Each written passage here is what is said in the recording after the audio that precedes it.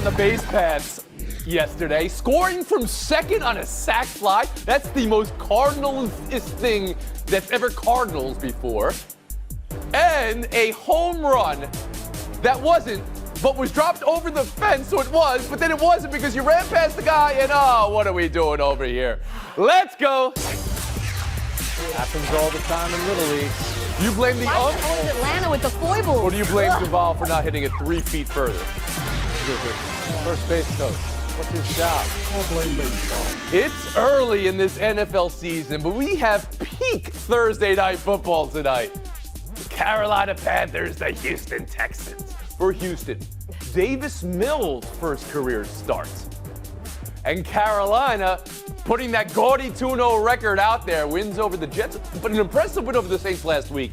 And maybe this is the Sam Darnold revolution. Frank Isola, I know you're on the Texans beat, and you want to talk about Houston. But what are you seeing from these Panthers with a chance tonight to go to 3-0? Yeah, poor Davis Mills. He has 4 days to prepare for what right now is the top-ranked defense in the NFL. 10 sacks for Carolina, good against the run.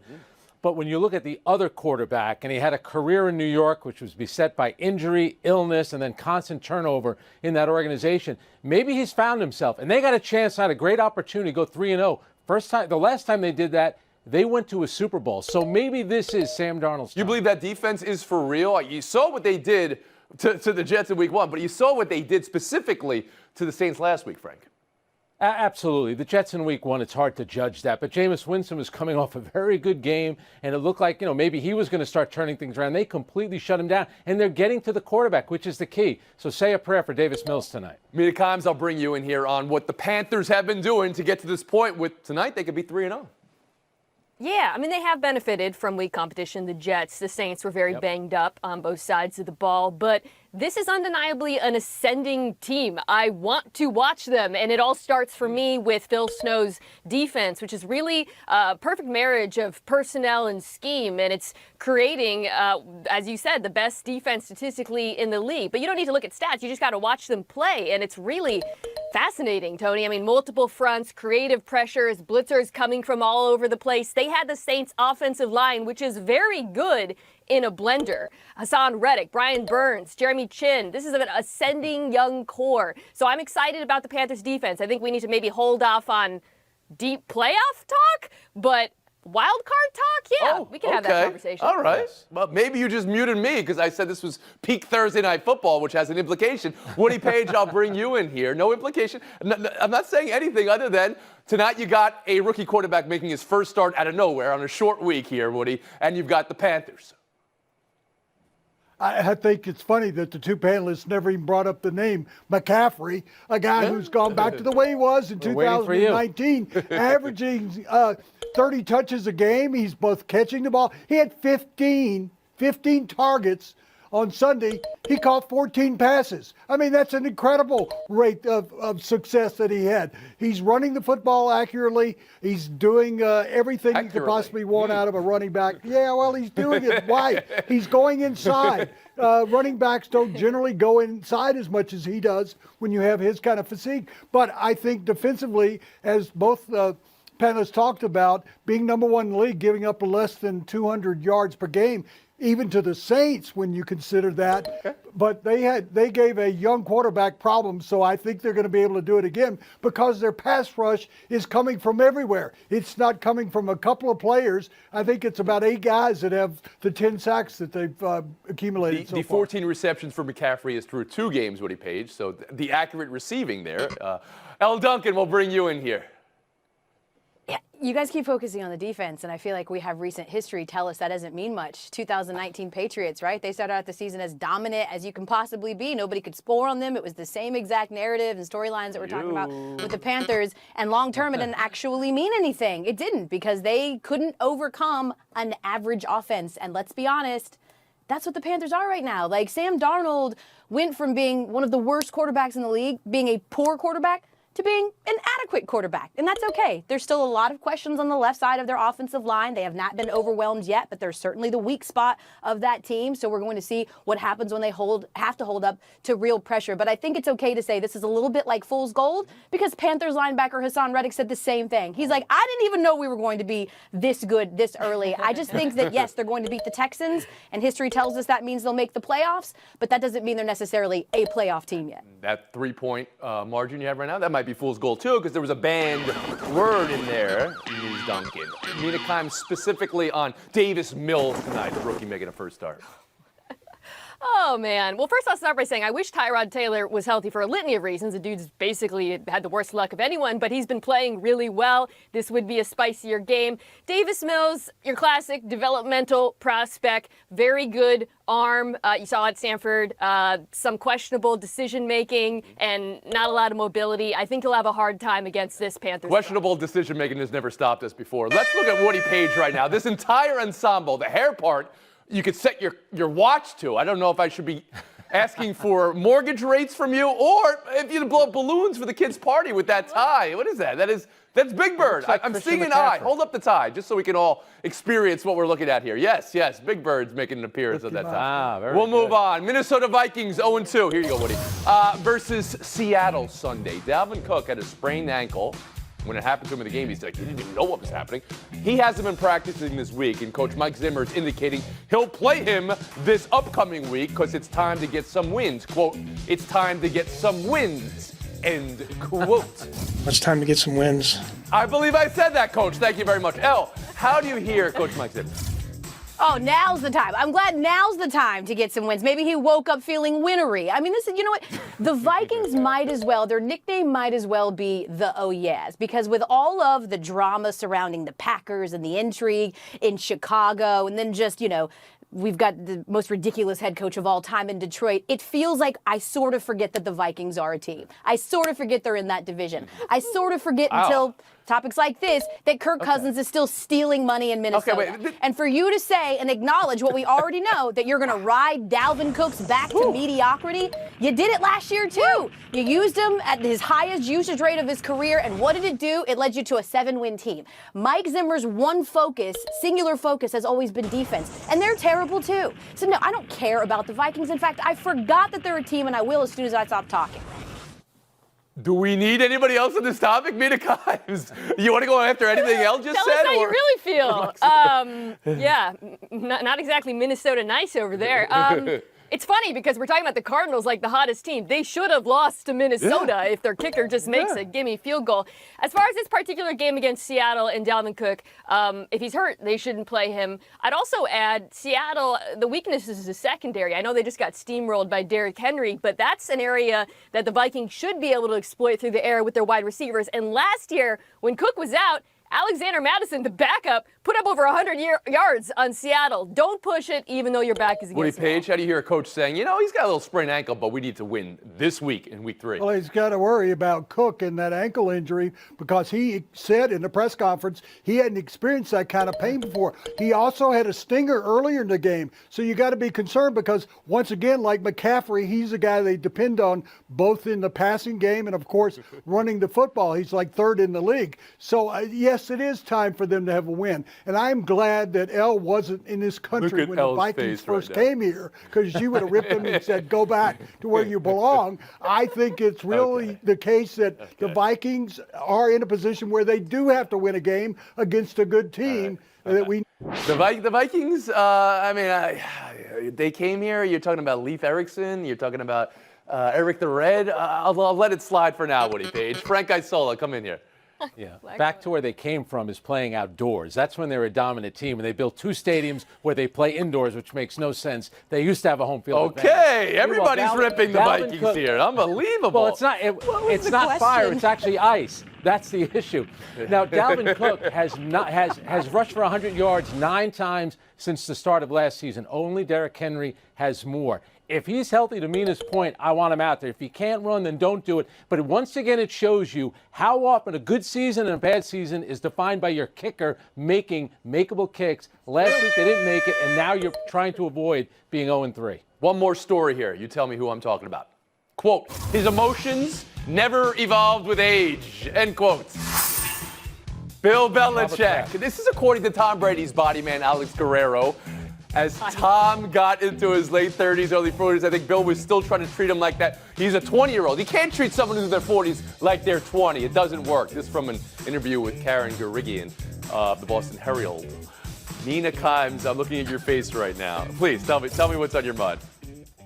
Okay, Rasputin. I mean, look, Tom Brady might feel the way that Alex Guerrero says he does. He probably does, but consider the source. His body man was basically pushed out of the Patriots by Bill Belichick. Not exactly an unbiased vessel for criticism of Bill Belichick. Stay in your lane. I think this is a bad look for him. Woody Page? Yeah, I mean, here's a guy with a checkered past that got kicked away from the Patriots, don't come around the facility, and yet he's the one speaking now. He's the spokesman for Tom Brady about going back to New England and playing the Patriots. No. So Bill Belichick, let's say he had evolved. Would they have won all those championships? Probably not, because he is what he is. Yeah. That's exactly why they have been so successful. And, I mean, are we seeing Tom Brady's evolvement with a coach? No. Bruce Arians has picked on him since he's gotten down there. Coaches know they can actually use him to get to other players. Evolution in your answer there, Woody Page. I like that. Frank Isola, how about you? Yeah, we know the history between Guerrero and Belichick, number one. Number two, coaches say it all the time. If they can't get you on results, they'll try to get you on relationships. How did it work out with Belichick and Brady? Greatest quarterback, head coach combination of all time. And guess what? Tom Brady did not win a Super Bowl as a 40-year-old. Alex Guerrero was right. He was 41 when he won one. Right. So something tells me it was working. And L. Duncan, how about you? You guys have to separate the message from the messenger. If the devil popped up right now and said candy corn is disgusting, the same can be true. Yeah, that guy sucks, but candy corn is terrible. And Alex Guerrero is right. Clearly, Tom Brady is having more fun. Clearly, that relationship deteriorated. Clearly, there was something there that prevented him from wanting to finish out his career at a place where he... Nina, you want to respond to that? Come on, you guys. Candy corn, how dare you, Al? Candy corn is delicious. I stand for the candy corn eaters of America. It's not good. L. Duncan used a banned word earlier in today's episode. And that word actually made an appearance this week as well from L. Duncan. L, very nice profile on you. For years now, you've had the issue of if you try to play Alabama, they got 5-star players that look like an NFL team. Now they get to go cherry pick players for any holes that they have, like Ohio State receiver or Tennessee linebacker. So now it's like, not only do they get all the top draft picks, now they get to go in free agency and take players. Oh, Mrs. Lane Kiffin talking about the transfer portal and the free agency and the advantages Alabama has. Mina Kimes, do you want to buy or sell Kiffin's comments there? I'm buying that it's true. I'm selling that anything should be done about it. I mean, the Pandora's box of the transfer portal has been opened, and it stands to reason that players would flock to the more desirable programs. You can't turn back that clock. The only thing you can do now is try to empower smaller programs to compete with Alabama, and you know there's only one way that can happen. Woody Page. I'm selling it because of the same reason I would sell Mina. Left out some really important information. Alabama during the offseason lost 6 players to other schools in the transfer portal. So they may be cherry picking, but they're cherry picking fewer players than they're losing. Yeah. Well, they're a good program, and really good guys are backups there, and they want to go somewhere else. Frank Isola, how do you read this? Yeah, and the leading tackler, leading receiver are both transfers, and this is why, to Mina's point, if you want to play for the best and get unbelievable coaching, play in a national championship game, fastest way to the NFL, go to Alabama. To me, if I'm Nick Saban, I thank Lane Kiffin for saying that. And L. Duncan. I mean, of course he's right, but Nick Saban warned everybody, like earlier this year, he was like, I don't know. I mean, it could be a case of the rich getting richer. Obviously, could you imagine if the Avengers went to Thanos and was like, here's a guide map to finding the Infinity Stones. And he's like, I don't need them. I'm going to still find them anyway. Why would you do that? Why would you empower Thanos by giving him an opportunity to cherry pick more players? I mean, come on. Woody and Frank's face right now as you're doing the Avengers. You don't know Marvel stuff? Or? I don't watch The it. man's wearing a I Big just Bird tie remember right these now. Thanos is not going to land with him. Kevin Kiermaier taking that player's notes card, right? The Blue Jays said it was agua under the bridge. However, it was pelota into the back. Kiermaier called hitting him a weak move. He said, can't wait to see these guys next. Might happen in the playoffs. Frank, what do you buy? What do you sell? I'm going to hit him on the hip because you knew that this was coming. The wheels were in motion. The minute he picked up that piece of paper, they hit better once they got it. Tampa knew this was coming. Toronto knew it was coming. They hit better once they got that piece of paper? What, do you have some stats to back that up, Frank? Not really. I just know that for a fact. L. Duncan, you're raising your hand. Go ahead. I got your back. Before the card literally fell into Kiermaier's lap, I believe that the Rays were swinging and missing at like 10% of their pitches, and then afterwards only 2%. Wow, you had the stat. Oh! That's the stat. He's an analytic geek. I thought you It's said a it weak was move, Frank. It's incredible. It's a weak move. Check that. You know, one of stupid unwritten rules that thou shalt not let a card fall in my lap or you're going to get hit in the back. It's so ridiculous and dumb, and I don't think it meant anything. Mina Kimes. I just want to say that was like watching the card fall out of Frank's pocket and El Duncan just picked it up and ran Frank. with it. Oh, what a- Credit to her. Here's what I don't like about this. Kiermaier was actually in the wrong. Not in picking it up, but they should have given it back. The problem is, as always in baseball, you lose the moral high ground when you throw at him. Mock him for cheating. There has to be a more creative form of retribution than the same old weak sauce. And one. Woody Page. Are we going to bring the drums back now? Is that the garbage cans banging on them? I don't think there was any problem there, except that when he found it when you find a dollar bill on the street, you hand it to the person that's next to you and say, here's your dollar back. He should have said you dropped your paper, and it wouldn't have been a problem. But for them to come back and hit him, what is that all about? Get over it. Move on. I still can't get over Frank Isola. You know, Frank.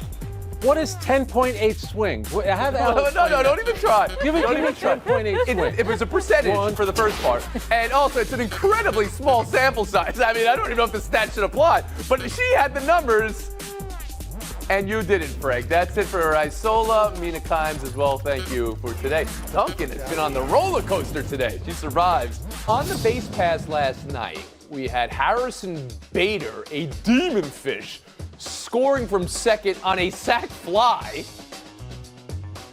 And for Atlanta, Adam Duvall, he hit this ball. It was nearly robbed. It was actually helped over the fence for a home run. So it wasn't really a home run, but then it was. But then it wasn't again because the runner on first, Riley, ran back and they passed each other out and single. Woody, whose fault is that? The umps for not making a clear call, the rule for being what it is, Riley for running back, or Duvall for not hitting it 2 feet further? Well, it's baseball for not having a rule that actually applies to that, but it was the umps on the scene because you have to make a quick call so that the players are responding to what you're doing, and they had no call in front of them to know what they were supposed to do. L. Duncan? I agree. It's stupid. You couldn't tell if he caught the ball or not, but you can tell by looking at Austin Riley's face. He knows it was his fault. Like, as soon as he caught up next to Duvall, he was like, oop, oop, oop, and turned around and ran away. It was absolutely his fault. The rule is terrible, but it's a rule. There's not a rule for showdown, but saying I agree with your competitor, the first words out of your mouth, that's a tough one to live up to there. L. Duncan. Point Woody Page, showdown 2. I actually watch tons of film. An overload of film. Trust me, I watch so much film that, my girlfriend gets mad at me. She freaking throws at me sometimes because I'm watching so much film. All right, Il. All good with Gronk's film viewing habits now? Listen, we always knew he watched film. This is like when a skinny person with a six-pack goes, I don't work out or eat good. Lies. Yes, you do. You're a Hall of Fame tight end because you watch film. Stop.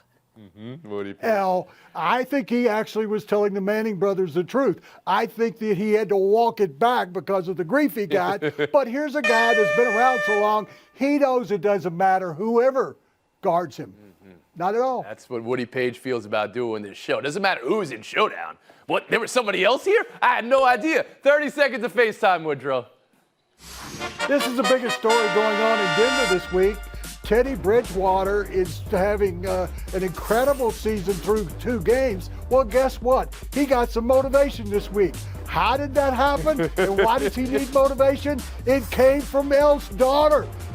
People may not know that Elle and her family are big Broncos fans, and her daughter went online on social media and tried to motivate Teddy, who doesn't really need it. But now Elle is a big star in Denver, but not as big as her daughter. Evie is the biggest star. You see that, Elle? We knew it was happening all along.